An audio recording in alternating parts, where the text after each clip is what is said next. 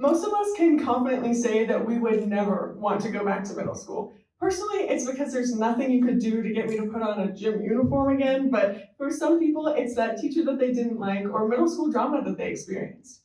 Something that we all experienced in middle school was trying to figure out who we are and what we stand for, what we believe in, and how we identify. When I was in middle school, I felt like there wasn't a lot of LGBTQ plus representation.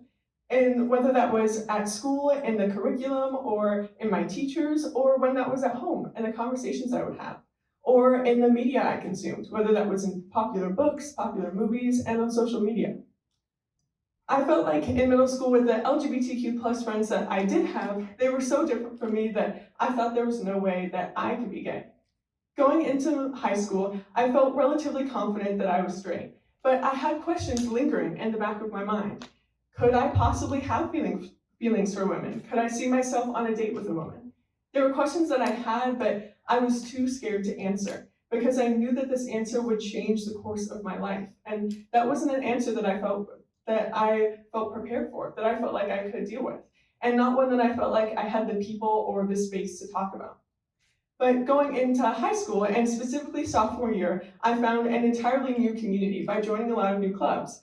I found people who were interested in human rights and social justice, just like I am.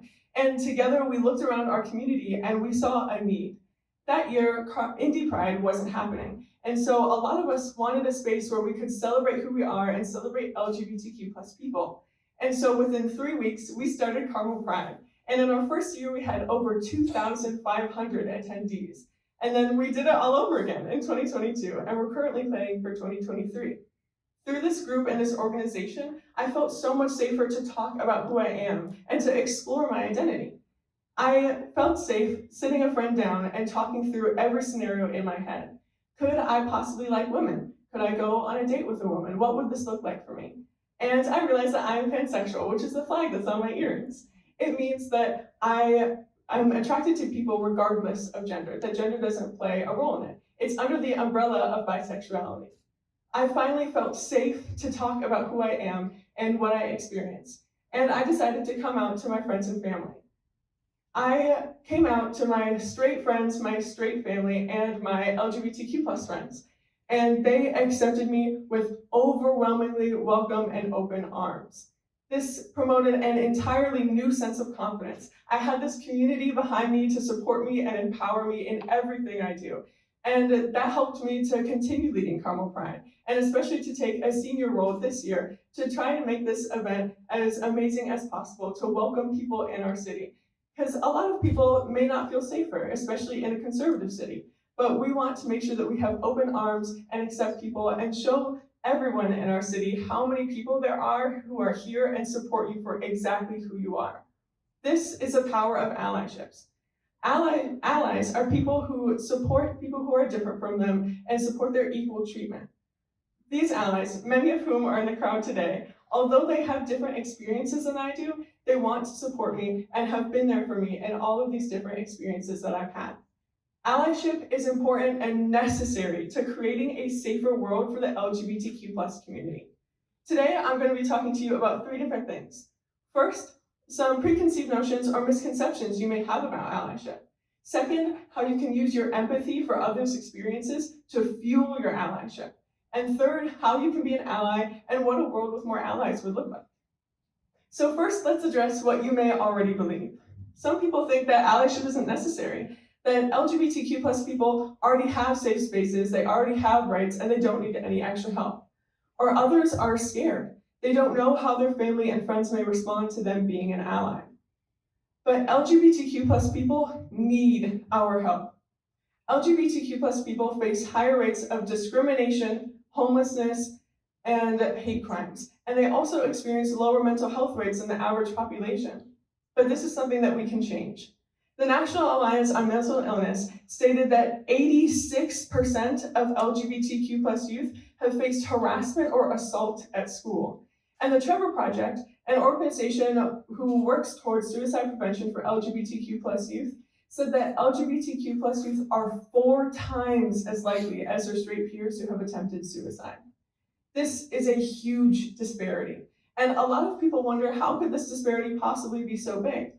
But I would ask you to imagine what it would be like for all of your loved ones to reject you for something you have zero control over, and what that fear would look like, how that fear could take over your life.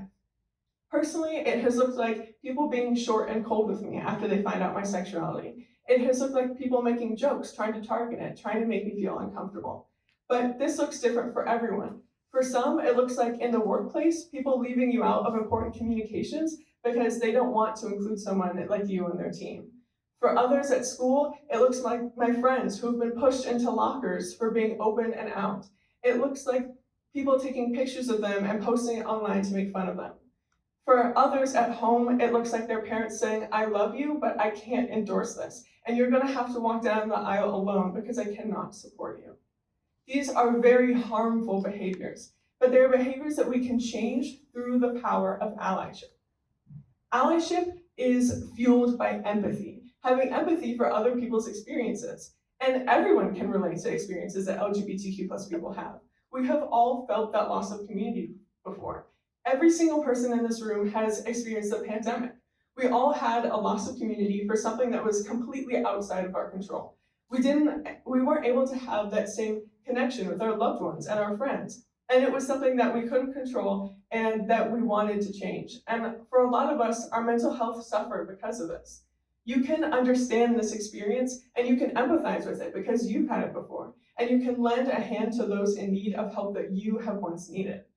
Everyone in this room can also think of a time where someone made a joke about them, where part of their identity was the butt of the joke. And they went home thinking, is something wrong with me? Am I not okay here? Am I not safe? But that's something you can prevent with other people. Allyship normalizes and destigmatizes being a part of the LGBTQ plus community. For those who are scared, I would like to offer you the example of Carl Nassib. He was the first NFL football player to ever come out while currently playing his season. And he announced when he came out that he was donating $100,000 to the Trevor Project. He was helping kids who were in the same position that he was once in. And the NFL announced that they were going to match that donation. And reports said that traffic to the Trevor Project website went up 350% that week, that donations had doubled. This was a huge impact. But Carl Nassib was scared. He didn't know how people would respond. He didn't know how his fans would respond, his teammates, his coaches, the whole NFL and the world. But he knew that what was more important than that fear was the impact that he could have on his community, which he absolutely did. You don't have to donate $100,000 to be an ally, but there are a lot of amazing ways that you can be an ally. First, I would ask you to listen, be there, and be open for your LGBTQ plus friends. When someone comes up to you and they ask you, hey, do you know what it means to be trans? Instead of saying, oh, I don't know, and just ending the conversation there, offer to look it up together. Hey, let's research that, let's figure it out. Because it shows that you are open and accepting to learning about people who are different from you. And that if there was a time where they thought that they identified differently, you would be there for them. You would be open and accepting. It also looks like stepping in when you hear offensive jokes. When somebody makes an offensive joke about part of your identity, it's like this big red sign and flashing red lights that says, I am not safe here. And a lot of us have experienced this, but I ask you to step in and say something. I've heard many LGBTQ plus jokes, especially in high school. Last year in a class group chat, this boy had made a gay joke, and even though this group chat had tons of people in it, nobody said anything. All I did was a little reaction to his text with a question mark, and he immediately retreated on his comment and couldn't even look me in the eye afterwards. By questioning it, it showed him that this behavior is unacceptable, that it is not okay to make jokes about LGBTQ plus people. And that is something that anyone can do. For some people, stepping in looks like saying, this is not okay. You cannot say this kind of thing and here's why. But it can also look like saying, hey, I didn't get that joke. I don't understand why it's funny. There's a wide range of things that you can do or things you can say. But I urge you to please do something. Show the people in your community that you are there for them, that they are safe, and that this is an okay place for them to be, and that they are okay in their identity. I would also ask you to ask questions and know that it's okay to make mistakes. I make mistakes all the time, and I still consider myself an advocate for the LGBTQ plus community. I would ask you to have conversations. Bring up LGBTQ plus topics. Talk about the legislation happening in the Indiana State House right now. Bring it up in your workplace or at home or in your school. People feel safe to me asking questions about the LGBTQ plus community because I am an obviously supportive, welcoming, and accepting person. I wear rainbows to school. I bring up important legislation. I talk about LGBTQ plus issues. And people know and can identify me for that and can seek me out when they have questions or want some help or some support. I would also urge you to know that it is okay to ask questions. Not every LGBTQ plus person is going to want to answer your question, and that's okay. But personally, I am always happy to answer your questions. Whether that's after this TED Talk or in school or through DM, I am always happy to answer anything. And if you feel that the time is right, go ahead and ask someone. You never know what kind of connection or relationship you could build with someone just by asking a question. Allyship is important and necessary to creating a safer world for LGBTQ plus people. If there's one statistic that you take away from this entire talk, it would be this. The Trevor Project stated that LGBTQ plus people, LGBTQ plus youth, who had at least one, just one accepting adult, were 40% less likely to have reported a suicide attempt in the past year. Every single person in this room can save a life just by being a friend to someone in need. That is the power that every single person in this room holds. That is the power that you have to be a star in someone else's life. I will leave you with one last story. I was talking to a woman about Carmel Pride and about her experiences, and she went with her whole family. She went with her husband and her kids, and they had an amazing time. They had rainbow face paint. They picked up Carmel Pride merch. They saw drag shows. They went to booths and picked up literature about different LGBTQ plus identities. She showed her kids that she is an ally. And months later, her kid felt safe coming out to her. There are generations upon generations of adults who lived their entire lives in fear because they never had a space where they felt safe and open to come out and be who they are.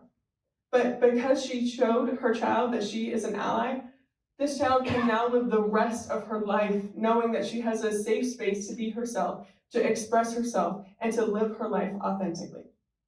Every single person in this room has this power. So I ask you to be a star in someone else's life through the power of allyship. Thank you.